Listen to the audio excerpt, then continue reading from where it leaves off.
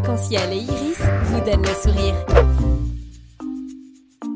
Éclairage, plein phare et contre-jour. Regard croisé sur l'actualité.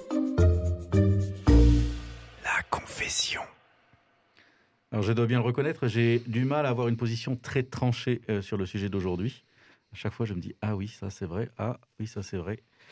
Je pense que je vis en moi, comme sans doute d'autres, le dilemme entre d'un côté défendre la liberté d'expression et le partage du savoir, et de l'autre côté considérer certaines idées comme nocives pour la société au point qu'il faille empêcher de les exprimer. On sait bien qu'en France et d'autres pays européens, durement marqués par les méfaits du nazisme et de l'antisémitisme, on considère qu'il y a un danger mortel à laisser ces idées se propager sans limite. Aux États-Unis, le premier amendement érige à un point très élevé la liberté d'expression. Et pourtant, on a vu que beaucoup d'Américains se sont inquiétés de la diffusion d'idées suprémacistes, racistes, anti-science, par leur président même, Donald Trump, et par une foule de plus en plus nombreuse de personnes qui, d'une certaine façon, menacent la démocratie américaine. Et l'épisode du Capitole a bien montré ce danger.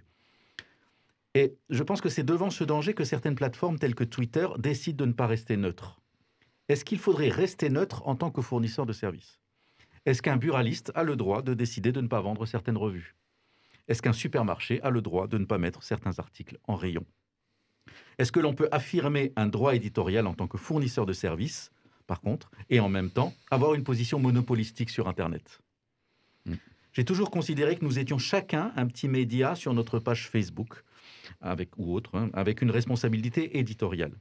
Non seulement pour ce que nous disons nous-mêmes, mais aussi pour ce que nous laissons dire dans nos commentaires.